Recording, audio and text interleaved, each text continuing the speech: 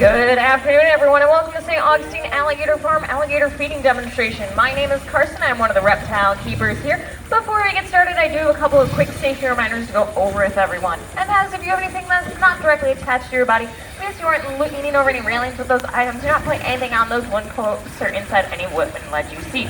Something as small as a pair of sunglasses could potentially be harmful to our animals, and we don't want you to lose your things either.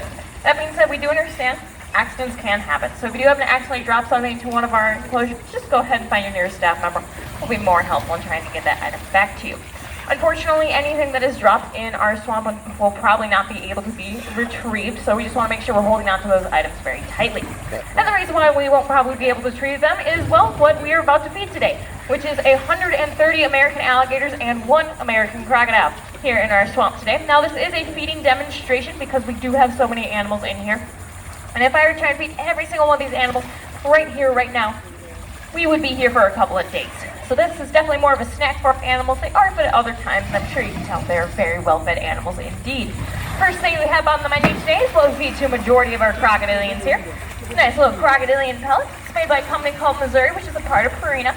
Crocodilian biologist vets and our very own staff here got together to figure out just what we need to fill in these pellets so our animals live long, healthy lives. The really cool thing is they actually do enjoy the pellets. Some of them even prefer it to other types of food. It does float in the water, so they're able to easily see it. Don't have to worry about it sinking down to the bottom. Sure, it might get a little bit gross and soggy. And I always like to start by giving a little bit of feeding frenzy started. Wow. Of course, though, it's not the only food I brought with me today. I also brought with me rats. Yeah, so all those pellets do contain everything nutritionally for our animals.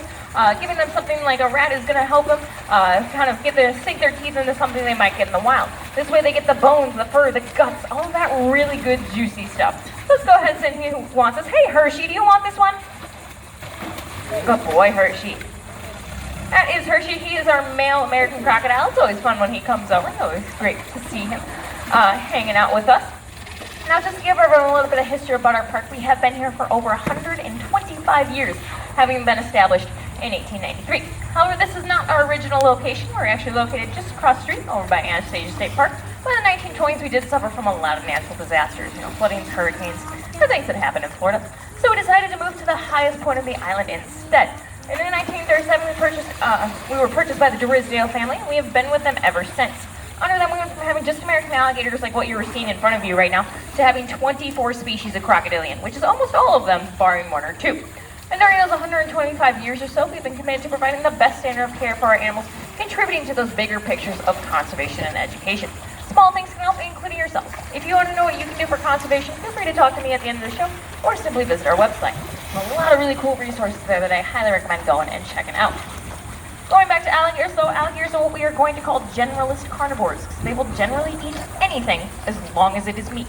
They are not picky whatsoever when it comes to food. Everything's on the menu for these animals. Anything from crustaceans, fish, insects, birds, mammals, you name it, they'll eat it. Anything up to the size of a full-grown adult deer. That was a good jump. Ooh. You're trying really hard. I'm going to try and get this straight. There you go, buddy. Now, there is a problem with these animals taking down those large prey items, and that is the fact that alligators do not have the ability to chew.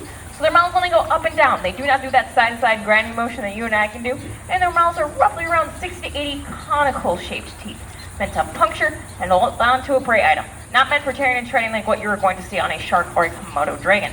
So in order for them to be able to take down those large prey items and get them into bite-sized pieces, they have to do what TV has not so kindly dubbed the death roll. That's that 360-degree spin you see a lot of times on nature documentaries. Usually something like a Nile crocodile taking down a wildebeest or a zebra. Believe it or not, that is not how these animals kill their prey. That is how they dismember their prey. No easy way of putting it, but it is their version of a fork and knife, allowing them to take down those much larger prey items. But folks, it looks like I am down to my last rat. And with my last rat, of course, does have to come my last fun fact, which is that as large as these animals are, you're going to be surprised about how little they actually eat. They're only going to eat roughly around 90 pounds of food a year. So basically the equivalent of you or I making one sandwich, and that is all we have to eat for the week. So not a whole lot of food, but the reason why they don't have to eat as much is because they are what we call ectotherms, or cold-blooded animals. It means that they do not have the ability to produce their own body heat, so they rely on their environment and the sun to do it. It also means they don't have to burn calories to make their own body heat, so it saves them a lot in terms of energy consumption. So we'll go ahead and feed out this last rat.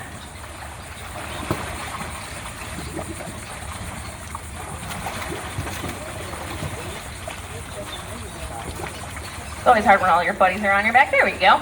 One of those maybe. Well, folks, like I said, that was my last rat. If you have any questions about what I was talking about, I'm actually going to be heading towards the theater area to answer those questions for you. Otherwise, our next show will be at 1 o'clock in the theater. It is our Scales and Tails show, where we go more in depth about the natural history of some of our smaller reptiles. So hopefully we'll see you there.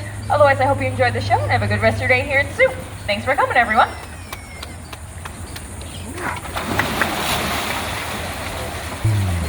Have a good one, folks.